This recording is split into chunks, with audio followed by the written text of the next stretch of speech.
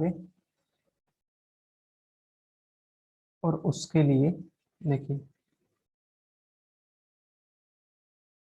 Next preparation है आपकी इसकी, नंबर 4 डाल लेते हैं बेटा, from metal peroxide and hydrogen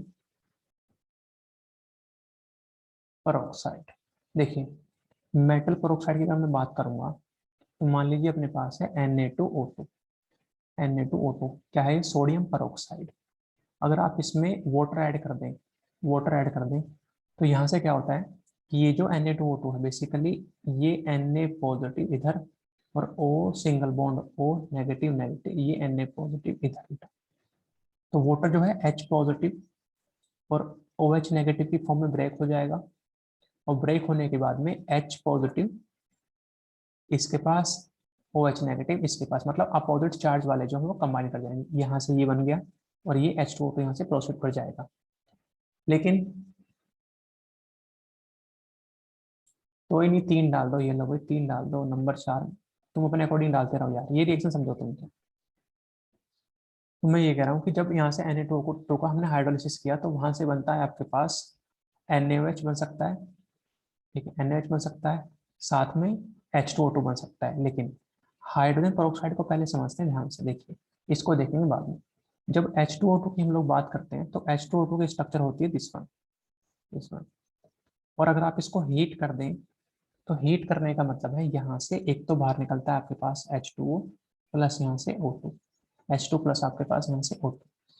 तो कंडीशन ये है कि या तो आप डायरेक्ट H2O2 का डिकम्पोजिशन कर लो, ठीक है, हीट करने से उसको O2 बना लो, या फिर जो परोक्साइड है, परोक्साइड के हाइड्रोलिसिस से, ठीक है, एक तो बनता है आपके पास सोडियम हाइड्रोक्साइड, बिकॉज ये जो है यहाँ से कंबाइन कर जाएगा, ये दोनों पार्ट जो है ये कंबाइन कर जाएगा वो, और वो यहाँ से वाटर हम एडिशन कर सकते हैं।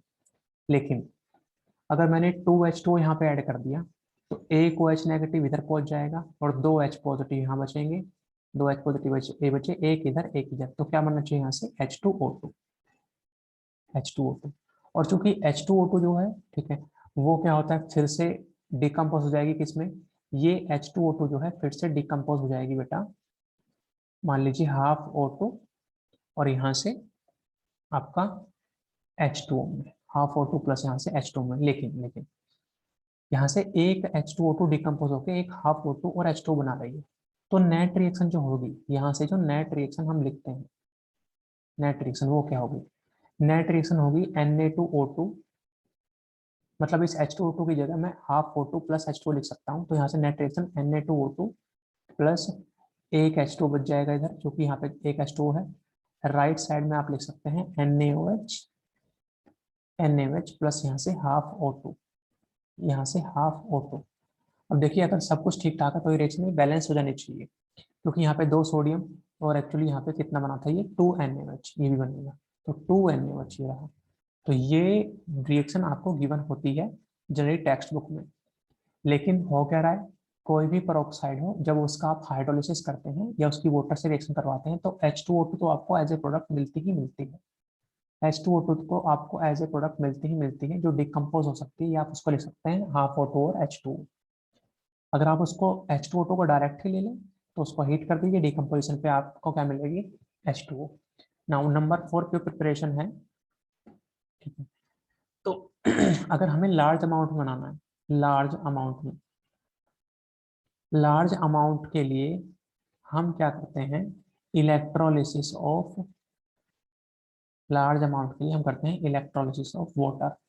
और ये इलेक्ट्रोलिसिस की क्या रिएक्शन है यहाँ पे नहीं बताऊंगा, ऑलरेडी बता चुका हूँ मैं आपको इलेक्ट्रो के अंदर, काफी वहां पे टाइम कंज्यूम किया था इलेक्ट्रोलिसिस ऑफ वाटर, वहां पे आप जाके चेक कर सकते हैं। यहाँ पे हमने ई नोट, ऑक्सीडेशन रिडक्शन पोटेंशियल वगैरह सब कुछ देखा था, नेट रिएक्शन क्या लिखी थी। लार्ज अमाउंट में बनाएंगे हम इलेक्ट्रोलिसिस ऑफ वाटर से। नंबर 5, इंडस्ट्रियली हम लोग बात करें, इंडस्ट्रियली अगर O2 को हम लोग बनाने की कोशिश करते हैं तो इंडस्ट्रियली O2 को बनाते हैं हम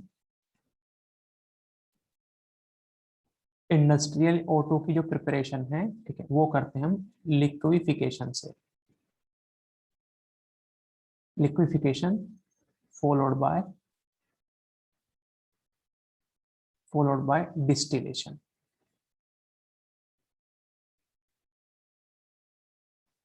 फॉलोड बाय डिस्टिलेशन, ठीक है, इसको अभी बताने वाला हूँ।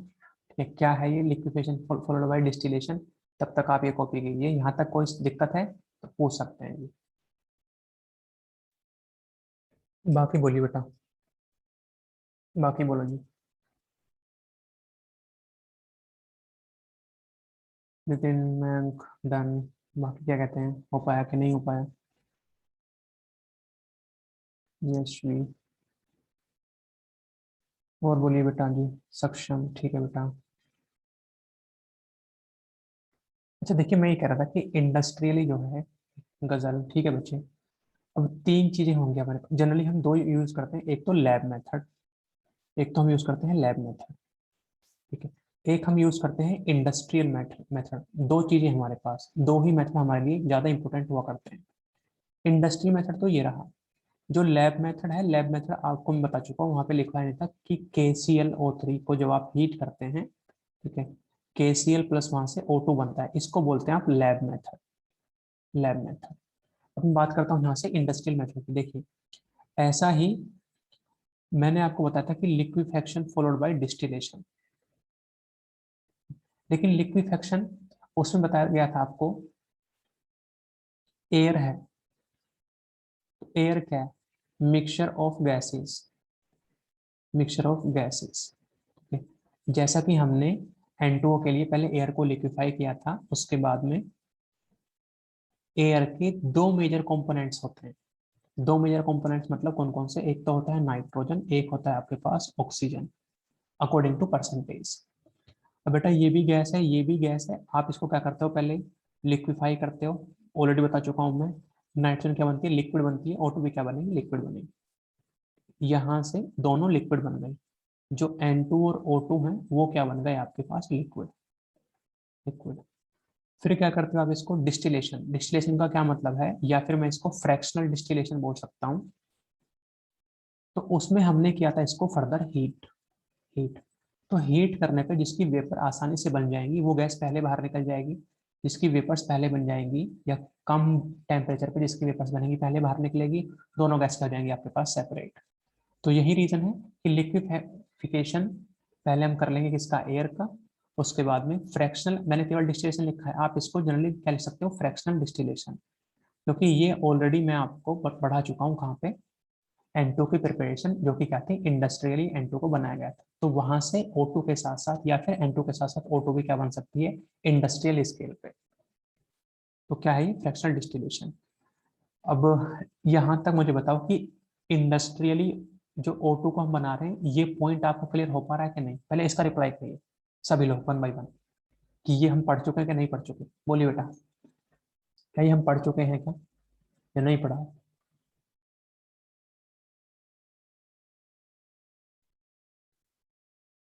जल्दी बोलो, ये तो पढ़ा चुका हूँ मैं ऑलरेडी आपको। बस तो वो लिख देना, वहां पे लिख देना, इसके नीचे जस्ट मेंशन कर दो कि सेम एज, सेम, या फिर same as preparation of N2, same as preparation of N2, सब कुछ प्रोसेस सेम ही है, सब कुछ प्रोसेस सेम है। तो अब मैं चलता हूँ यहाँ से आगे, देखिए, अब मैं चलता हूँ यहाँ से बेटा आगे, ये मैं ऑलरेडी आपको डिस्कस कर चुका हूँ। नाउ इसके बाद अगर हम लोग इसको और भी मेथड से बनाना चाहें तो मान लीजिए कितना हो गया अपने पास, 5, ठीक है, 6। अगर 6 मेथड की बात करूं तो ये मेथड थोड़े से इंपॉर्टेंट है और साथ में बेटा कॉम्प्लिकेटेड भी है, जैसे कॉन्सेंट्रेटेड एसिड्स, कॉन्सेंट्रेटेड एसिड्स की हेल्प से हम इसको बनाएंगे। जैसे मान लीजिए अपने पास है KMnO4, KMnO4, और इसमें आप अगर ऐड कर दें, मान लो सल्फ्यूरिक एसिड, सल्फ्यूरिक एसिड अगर आप यहाँ पे ऐड कर दें, तो क्या क्या पॉसिबिलिटी हो सकती है। देखिए, पहले कॉन्सेंट्रेटेड है, कॉन्सेंट्रेटेड है उसका क्या यूज है उसको भी बताने वाला हूँ, लेकिन KMnO4 एसिडिक मीडियम में कहाँ पे कन्वर्ट हो जाएगा आपके पास, KMnO4 प्लस 7 से एसिडिक मीडियम में कन्वर्ट हो जाया करता था Mn2 पॉजिटिव में। Mn2 पॉजिटिव में जब इसका हम एन फैक्टर निकालें तो Mn2 पॉजिटिव का मतलब क्या है आपके पास, ये बना लेगा आपका MnSO4 प्लस यहाँ से बनता है साथ में K2SO4 उसके साथ साथ यहाँ पे बनेगा आपके पास H2O और यहाँ से ऑक्सीजन गैस बाहर निकलती है।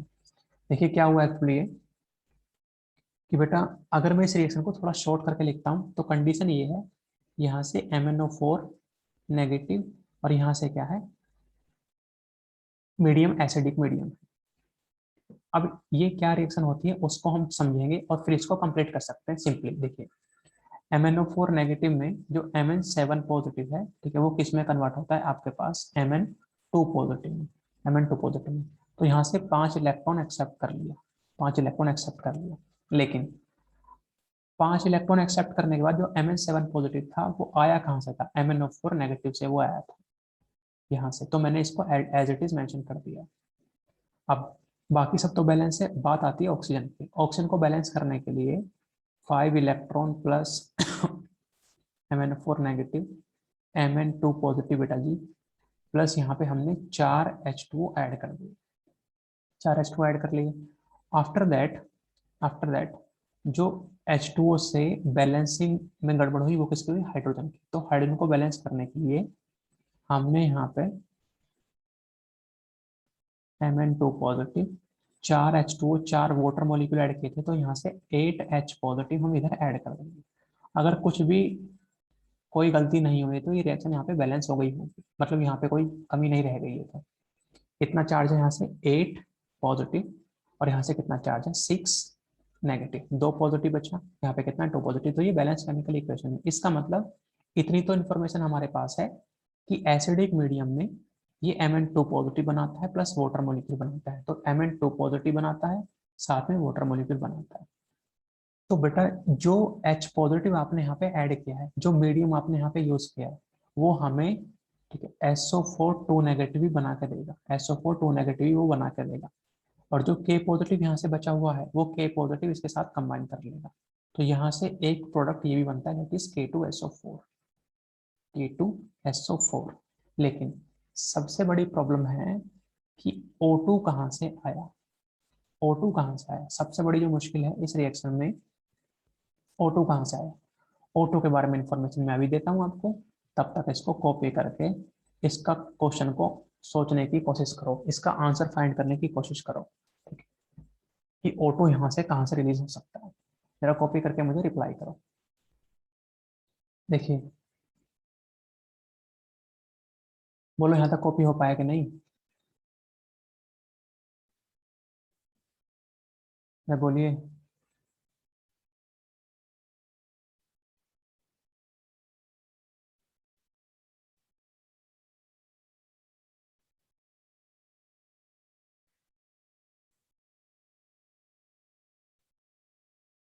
अच्छा जी देखिए सेम ही रिएक्शन इसकी होती है, सेम ही रिएक्शन होती है।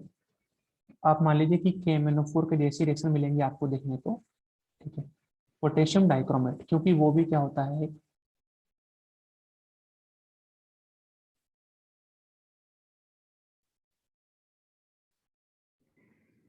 मयंक ये बदतमीजी नहीं, 2 मिनट के अंदर बाहर निकाल दूंगा मैं यहाँ से।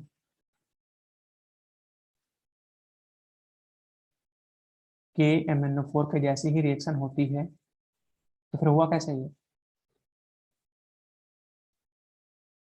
KMnO4 के जैसी रिएक्शन होती है लाइक K2Cr2O7 की, K2Cr2O7 की। ये भी क्या है, एक ऑक्सीडाइजिंग एजेंट होता है, स्ट्रॉन्ग ऑक्सीडाइजिंग एजेंट। अगर आप इसको भी H2SO4 say that is concentrated sulphuric acid से ट्रीट करते हो तो जो एसिडिक मीडियम में यहाँ पे K2Cr2O7 है, Cr2O7, ठीक है, ये कन्वर्ट होता है जी आपका Cr3 पॉजिटिव में एसिडिक मीडियम में। लेकिन 2 क्रोमियम है तो आप इस पे 2 लगा लीजिए, 2Cr3 पॉजिटिव। नाउ अगर इसको मैं बैलेंस करने की बात करता हूँ तो यहाँ से क्या बनेगा आपके पास 7H2O और यहाँ से बन जाएगा 14H पॉजिटिव। तो इसका मतलब इतना तो आइडिया लगा कि K2Cr2O7 से Cr3 पॉजिटिव बनेगा, और Cr3 पॉजिटिव के साथ कौन जाएगा यहाँ से, SO4 नेगेटिव। तो यहाँ से वाटर बन गया, एक तो वाटर बनेगा, साथ में Cr2SO4 का थ्राइस ये बनेगा, ये बनेगा। अच्छा, उसके साथ साथ कि जो यहाँ से K बचा, K2SO4 बनेगा बेटा, K2SO4 बनेगा। इतना तो पॉसिबल है, जो प्रोडक्ट हम यहाँ पे चेक करेंगे। अब साथ में बनता है यहाँ से O2, ठीक है। तो फिर से वही प्रॉब्लम है कि O2 कहाँ से आया, O2 कहाँ से आया। दोनों का सेम ही आंसर है, इस रिएक्शन को लिख के फटाफट से रिप्लाई कर दो। फिर मैं बढ़ता हूँ इसकी प्रॉपर्टीज की तरफ, इतना लिख के इसको रिप्लाई कर दीजिए, फिर बढ़ते हैं प्रॉपर्टीज की तरफ। या पहले या पहले प्रॉपर्टीज बता देता हूँ थोड़ी सी, दो चार प्रॉपर्टीज हैं, टाइम खत्म होने वाला है बेटा। तो प्रॉपर्टीज क्या है, देखिए इसकी O2 की। O2 क्या है, कलरलेस गैस है, कलरलेस गैस है, ठीक है। ओडरलेस गैस है, कोई इसकी स्मेल नहीं है, ओडरलेस गैस है, ठीक है। नॉन टॉक्सिक होगी ही, बताने की कोई रिक्वायरमेंट नहीं है, नॉन टॉक्सिक गैस होगी, क्योंकि इसके बिना तो हम जिंदगी ही नहीं जी सकते। Colourless gas, odourless gas, non toxic.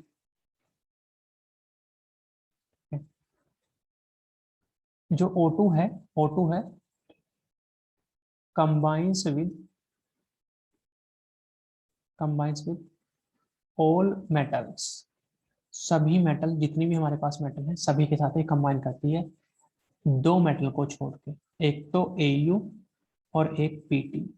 मतलब इन दोनों का ऑक्सीडेशन पॉसिबल नहीं होता है। अगर O2 कंबाइन करेगी तो उस मेटल का ऑक्सीडेशन होगा। जैसे अगर मैंने बोल दिया कि मान लीजिए Mg+O2 है, इसके साथ ही कंबाइन की क्या बनाओगे, मैग्नीशियम ऑक्साइड। तो ये हुआ उसका मैग्नीशियम का ऑक्सीडेशन, ना ऑक्सीडेशन। लेकिन ये Au और Pt, जिसको आप नोबल मेटल भी बोल सकते हैं या इनर्ट मेटल भी बोल सकते हैं, उनके साथ ही कंबाइन नहीं करती, इसका मतलब इनका ऑक्सीडेशन पॉसिबल नहीं होता है। नंबर 3,